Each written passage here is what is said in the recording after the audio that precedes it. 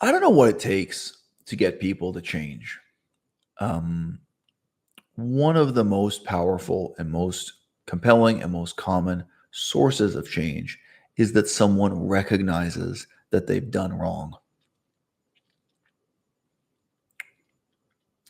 What I find so terrifying about the current generation who've grown up playing video games is that when they engage in this behavior, the casual cruelty of the internet, there's no awareness whatsoever that they've done anything wrong. So I was suggesting to you before, someone like Joe Best, someone like Vegan Foot Soldier, they would do these things. And then when I talked to them, because they're all people I communicated with at length, in some cases for years, they would really sincerely not perceive themselves as having done something wrong. Another great example is ask yourself. I remember talking conflicts through with ask yourself, and he just didn't get it. Now, how many hours have these people spent dealing with conflicts face-to-face with real people in their whole lives? And how many hours have they spent on the internet, in video game chat forums, like chat that's built into videos, through all those digital forms of communication? Yes, I do think the problem, even if it doesn't originate in video games, it doesn't originate in internet culture, it's exacerbated by internet culture. And it's creating a whole generation of people who have stereotypically autistic behaviors without actually having the medically real condition of autism.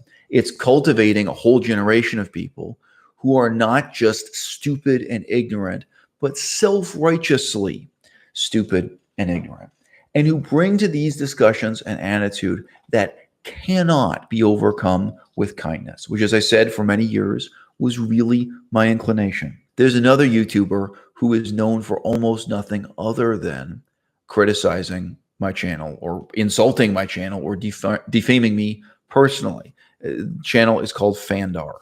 He has several separate channels. One of them is nothing but 100% hate videos directed towards me. You guys might not guess this, but I can provide evidence. For 4 years, I made positive efforts intermittently to reach out to this guy and talk to him about his concerns and overcome his concerns.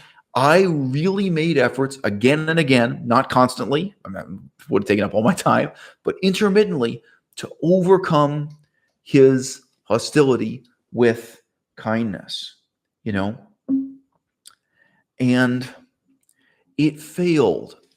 It failed every time because I think he is typical of his generation and my generation also, of our generation, a very broadly defined generation, the generation that's grown up since the invention of the internet. He has no concept of kindness. He has no concept of what it is to be charitable. He has no concept of what it is to be reasonable, especially not in the context of a confrontation or of a conflict. He genuinely doesn't know what I'm saying. So I can say this about Vegan Foot Soldier. I can say this about so many people I've interacted with over the internet. Like, if you actually talk to them long enough, they can't change. It's not that they can't admit that they've done something wrong. They genuinely cannot perceive themselves as having done something wrong. So, I write to this guy. I say, look, I've shown you a lot of kindness. I've shown you a lot of consideration. I've taken a lot of my time to address your concerns, even though many of them are unreasonable. Some of them are insane. Some of them are based on your own, delusions or hallucinations. Like, you think I've said things I haven't said. You made things up about me and you don't realize you made them up, or misrepresentations or lies. In a couple cases, he took a lie someone else made and then he ran with it without even Googling or whatever. It's like, okay, so you have all this hostility against me. But, one of the things I said to him is, look, even if you think your harassment and defamation of me is justified, which is not, why have you been doing this to Melissa for 4 years? What did she do wrong? All she did was fall in love with me. and you've made her life hell. And, I may be tough, but Melissa's not that tough. Like, you must know this hurts her more than it hurts me. And you have engaged in this self-righteous, vicious and vitriolic campaign to ruin our lives. This guy, he's not the first. He made up the allegation out of thin air that I was a pedophile. No evidence, no Google's, no concern. And he made a series of videos claiming and advancing this. To my knowledge, some of them were deleted by Google. I don't know exactly what happened, the flagging system. And to my knowledge now, just after my talking to him in the last 2 days, where I made this effort to be reasonable with him, I reasoned it through with him, he's deleted the remaining copies of those videos wherever he re-uploaded them or what have you. What I'm really trying to describe here is different from what's commonly called the conspiracy theory mentality. These are individual people sitting at their keyboards, fastening onto little snippets of information that will justify their own malice, that will give them a pretext or an excuse to carry on a defamation and harassment campaign against you. The example I'm going to give you now, it's typical. It's not extraordinary. It's stupid. To me, it's mind-blowingly stupid. But I've got to tell you, what the internet has taught me is that the vast majority of our fellow human beings, they think and feel and act this way. And they use their minds in large part to justify totally irrational agendas and apprehensions. In December of 2019, I mentioned in passing that Essena O'Neill is less attractive today than she was at the height of her fame when she was offered modeling contracts and made a lot of money by appearing in advertisements. This is an unremarkable thing to say, and as it happens, I was saying it in the midst of quite a meaningful video where I was talking about the meaning of life, talking about the fact that whether you're a young lady or a young gentleman, your looks are not going to last, and you really should care about building yourself up intellectually and doing meaningful things with your life. Those things are still going to matter when you're 65. So, it wasn't for no reason that I was commenting on her appearance in passing.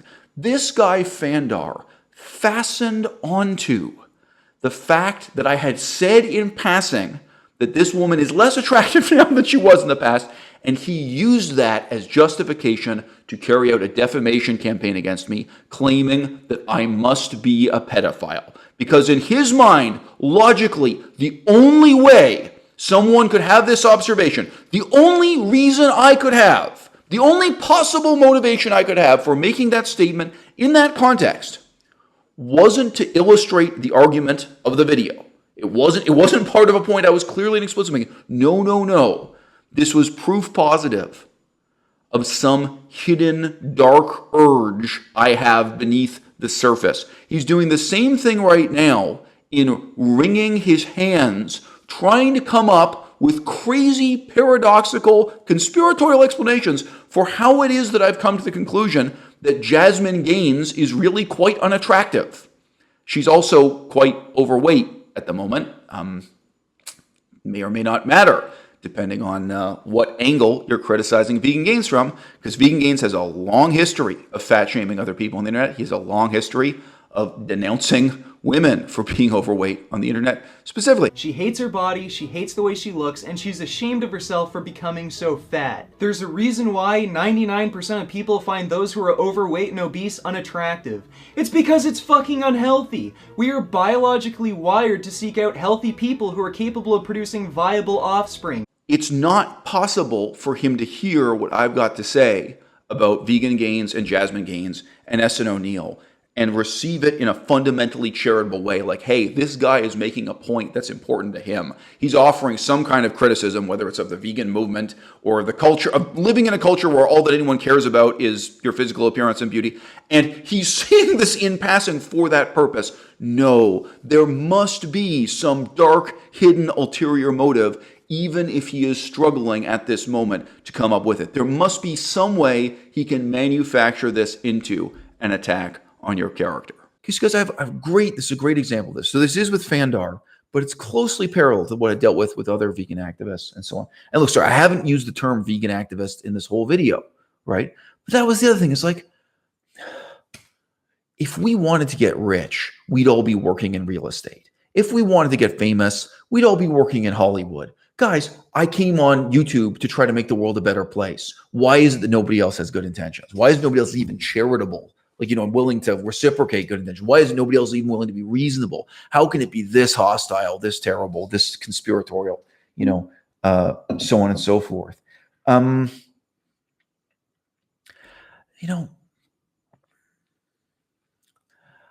I've made videos talking about my divorce. I've made videos talking about my agony in being separated from my daughter and lengthy legal process of trying to spend more time with my daughter and how the French court system works. Okay, so I got negative things to say about my ex-wife.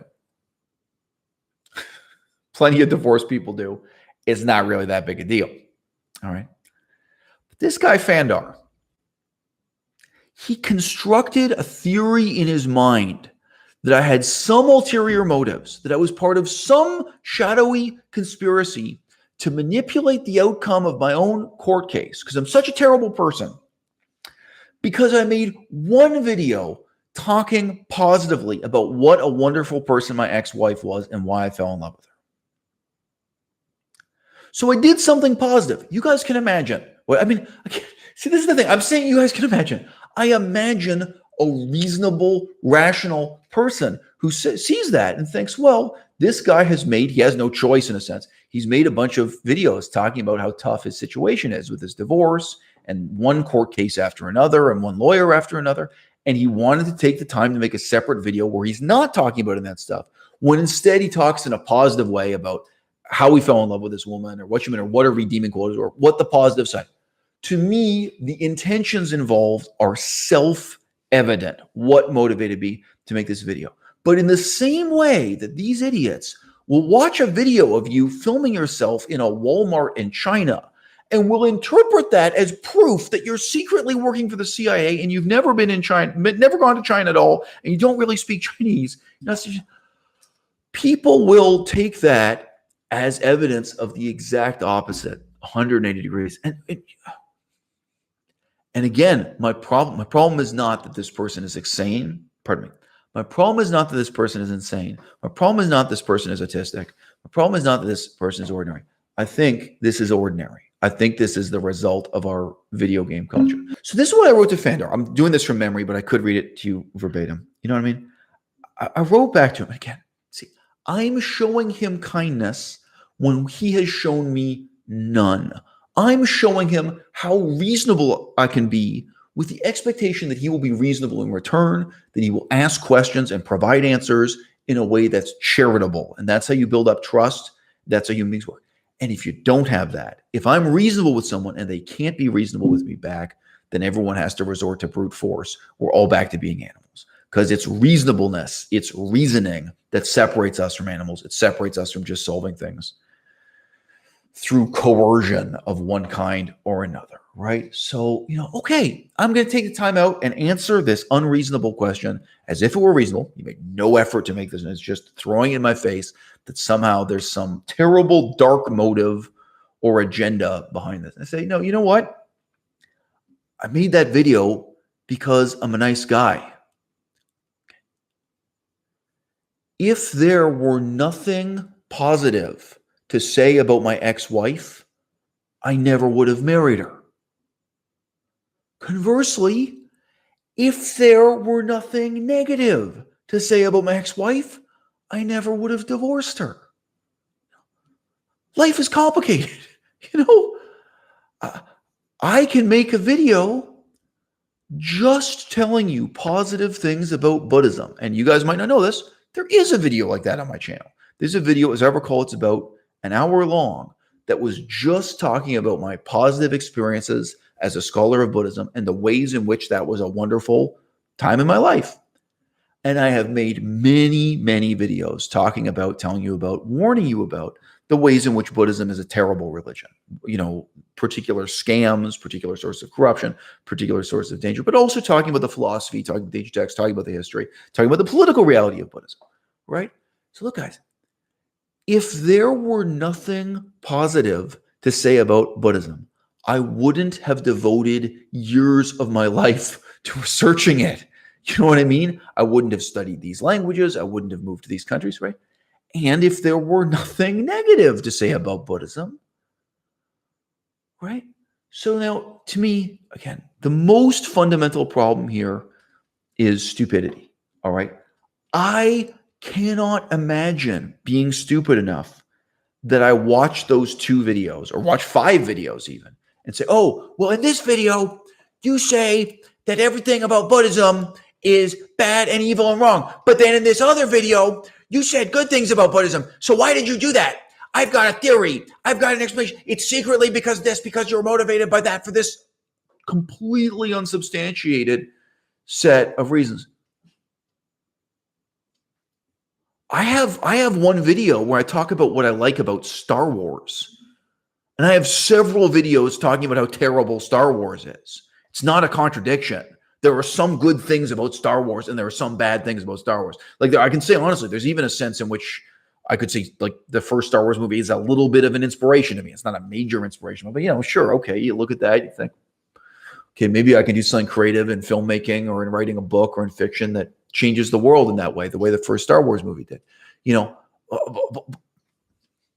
I cannot imagine being so stupid that you look at somebody's YouTube video where he has YouTube videos, and like a lot of them were just sad. It's me sitting there saying, look, this is the reality of my situation with my daughter and my divorce and my lawyers and this and that.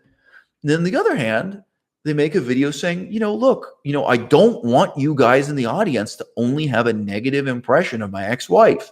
I don't want you to only have an impression that time in my life, like the years that we were together, was terrible. There were good things about it also. If there were no good things about it, like either I would have never married her, would have never, fallen in love with her, or I would have left her much sooner. It doesn't take that much of a charitable attitude. This is the meaning of charitable in English. It doesn't mean you assume I'm an angel. It doesn't mean you assume I'm a wonderful person. You have a charitable attitude in looking at that evidence and interpreting that way. Okay. So you guys get the point. I took the time to write back to this guy positively when he has carried on a harassment and defamation campaign against me on the internet for years. Okay. He has claimed that I was a pedophile. He has said worse things, but he has made up all of these, unforgivable lies, all this defamation, all this harassment. And he sent messages to my girlfriend. It's not worth summarizing the level of insult, harassment, defamation, and threats too. We also had threats. That's why we went to the police. It was like, well, okay, this crosses the line into harassment legally because he's making threats against me, right? So, can we end these years of harassment by going to the police? It was an educational experience. You'll learn how that part of the legal process works in Canada. You know what I mean?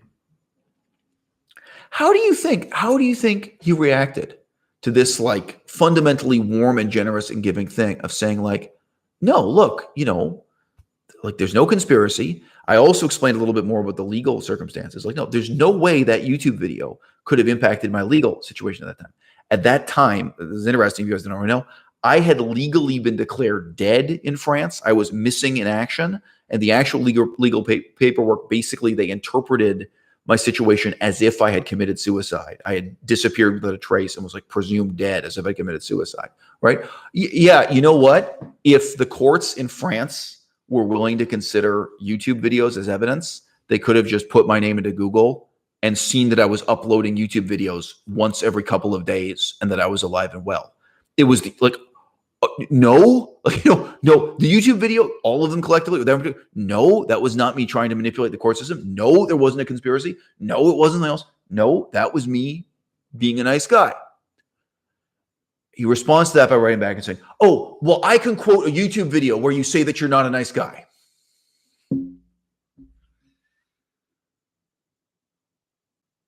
I cannot imagine being that stupid. Nobody told me. Nobody warned me. My parents didn't warn me. The church didn't warn me. My school teachers didn't warn me. Nobody warned me that there were people so stupid that again, to look at that like, well, you made one video saying that, your ex-wife is a bad person, but you made another video saying she's a good person. It must be. Some of the messages this guy sent to Melissa appeared as screenshots in Melissa's video yesterday.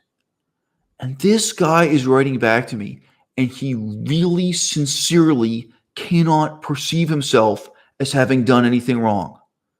He is unable to discern what he's asking me questions. I've now known this guy for 4 years. Okay. You might think this is an act. And I've known all this. I've known Ask Yourself for so many years. I've known Vegan Foot Soldier for so many years. These are all people I have years of dialogue with. And he really actually cannot perceive himself as being cruel.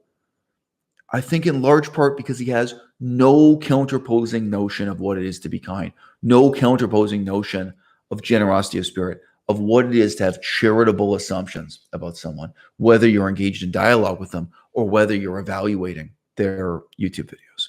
So there's a totally reasonable comment here. It could apply to several people. Verplex says, I'm pretty sure that guy isn't mentally sound. My concern is that he might be more normal than we want to admit to ourselves, right? So this guy constructs all kinds of theories in his own mind. So he constructed it. And again, all that anyone seems to need to reinforce their delusions is, well, some people say on the internet, oh, well, I'm not the only person saying it, like, okay. So, I've been together with Melissa for 4.5 years, roughly.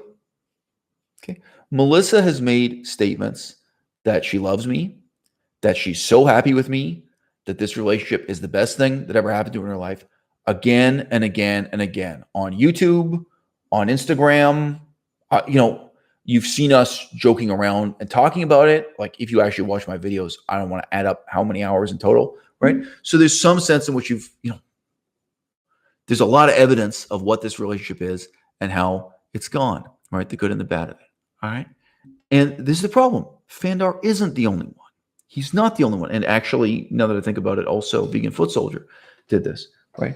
There are people who are willing to go through that with a fine-tooth comb and try to find one moment where there's a quote-unquote red flag, and they will then construct an elaborate theory that all of this evidence, no matter how honest we are, no matter how generous, no matter how forthcoming, no matter how reasonable, that all of this is a fraud, that this is an elaborate fraud concealing what's really going on, and that there are ulterior motives involved. No evidence, and they get themselves set into a self-justifying cyclical mentality. It would be the easiest thing in the world for me to say to you, I regret taking the time to talk to these people. I don't. Like, if I hadn't taken the time to talk to these people, I wouldn't believe it was real. Like, it does not seem humanly possible to me to be this stupid. You know what I mean? It does not seem humanly possible to me to be so mean-spirited and have such negative motivations and to be unaware of them and to be unaware of the extent to which those motivations are warping your view of reality. You know what I mean? But obviously, this is how the majority of human beings live their lives the majority of the time. Creative Renewal says, I'm sorry, but I see these takedown crews against creators on almost every niche of the platform. So Creative Renewal, thanks for the comment. So my question is, what happens next? I don't disagree with you. Okay? So what happens next? So where are we all going to be 10 years from now, 20 years from now? How is this going to change us as individuals? And you scale it up, how is it going to change the culture? Because I'm telling you, it changed me. I didn't think I was naive. I didn't think I was jejune. I used to hang out with illiterate rice farmers in Cambodia and Laos and Thailand. You know what I mean? I've hung out with people at a very low level of formal education. I never thought they were this stupid. I would never say that you become wise through gambling. I would never say that you become more intelligent through drinking beer with a bunch of 60-year-old men. I would never say that. But the other thing that's so striking to me about the new generation coming up, the next generation, the current generation, even people my own age, they have had so little experience of human nature face to face. Like, they've had so little experience of what real couples go through, like in their own lives. Like, they've had very limited experience in terms of their sex life. A lot of them, Just in reality, they've had very few partners. They can't talk the way I do about relationships. But they also don't have trusting relationships with like close friends who told them about what going through their divorce was like. They haven't seen people going through it. They don't talk to people. Again, talking to people in their 60s is the best way to do it. People who've really lived through a lot of stuff, they don't have a sense of what authentic human nature and experience is like. And that's why it's so easy for them to slip into this kind of conspiratorial mindset about the simplest thing imaginable, whether it's going to Walmart or talking, a girlfriend talking about how much she loves her boyfriend, like Melissa saying how much she loves me, like, oh, this must all be a smokescreen. No, or a guy who makes a video saying, hey, you know what? My ex-wife actually, in a lot of ways, she was a wonderful human being. I want to take some time out to say positive things about my ex. I want to side of the relationship. And it is because they have so little of that face-to-face experience with human nature. And again, I'm not in favor of gambling. I'm not in favor of drinking beer. I'm not in favor of going to prison. But, I think people who've spent a lot of time doing any of those things, gambling, drinking, going to prison, their experience with human nature in that sense would prepare them much more to deal with and to scrutinize what it is we're looking at, here on YouTube. So yeah, Creative Renewal says, so Melissa also said this in her story. Creative Renewal says, exactly, it's so sad. It could be such an amazing tool for us all. I feel that. And like, even if it's just doing book reviews, Creative Renewal, even if it's just you coming on and talking about something you learned this week because you read a book, it's so wonderful. And we never had, yeah. Even if it's just, well, look, whether it's sharing your own suffering and sorrow, like talking about your divorce, that's so wonderful. Or it's coming on to share a book report. It's so great to be able to share your life with other people in this way. And it's so sad that we're all being intimidated out of doing it by small numbers of crazy people. Again, I can't even say that. It's not small numbers. It's the vast majority of people who grew up playing video games. And the realest thing they know is like Twitter and Instagram. They think, oh yeah, this is a video game, and then this is Instagram and Twitter. This is real life. They haven't been through those real life situations. And let's face it, guys, a lot of jobs today, because the workplace is also highly mechanized and computerized, they may have a normal job they go to, but at their job, they sit at a computer. Like even if you work in a factory, you're at a factory, but you're at a computer terminal. You mostly work with the machine and the extent to which the workplace no longer involves in-depth, trusting human interactions, right? So it goes way put it this way: the mechanization of our society, the computerization of our society, it goes far beyond the living room couch. It goes far beyond the mirror playing a video games. What these people are used to is communicating on Reddit or communicating on Facebook. They're just used to saying the cruelest thing they can. They don't even perceive it as cruel anymore. And they're not used to face-to-face relationships with real people. Would you say that to your boss at Starbucks? Would you say that to your boss at the office? Like, where do you think this relationship is going to go if you treat people that way? There's no way to make progress. There's no way to get someone else to be reasonable in return. There's no way to get the person to recognize that they're in the wrong, and then they don't change because they can't perceive themselves as having done anything wrong. So yeah, I'm making a pretty grandiose claim here that the internet has actually really fundamentally changed our sense of right and wrong. I hadn't thought of that at the start of this video. But, I guess that's true in a very simple sense. If that's what you're used to, is that kind of dialogue really a sort of staccato monologue of the YouTube comment section or whatever it is on the internet? Whether it's 4chan or otherwise. 4chan is a good example, or what have you. When you perceive that as normal, that's going to profoundly shape or distort your perception of right and wrong. Got to tell you something. I really think it is not overstating the problem to say that people have lost touch with the most important aspect of their humanity. All right. So I've said this before, but I said this maybe 5 years ago on the channel. Okay. I don't care how you treat your friends. How do you treat your worst enemies? How do you treat the people you disagree with? If you really think I've done something wrong because of what I said about the vegan movement or because of what I said about Nina and Miranda or something, okay, how do you treat me? All right? Because I know my own standards of integrity. I've criticized Unnatural Vegan. I have never called Unnatural Vegan a pedophile. I have never said anything dishonest, or I have never violated my own sense of personal integrity about a natural vegan in any way whatsoever, neither joking nor deadpan serious. I stand by every word of it. Guess what? That's a conflict about a really, really serious issue. Okay. Unnatural vegan uses mind-altering drugs that cause brain damage. She continued using mind-altering drugs that cause brain damage during her pregnancy. It harms her. It also harms the unborn infant. And you know what? I think she knows it. I mean, just her tone of voice in the video where she admitted that, kind of, and I'm continuing to use this medication.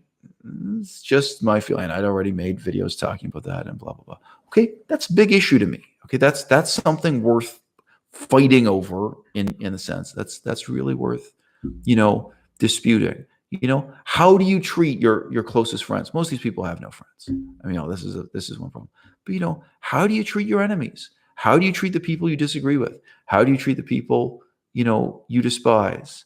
I think that's something our school teachers didn't ever. Can you remember ever going to school and hearing anything about that? Can you remember your parents talking about that? I can't even remember TV shows, or certainly the church doesn't deal with it.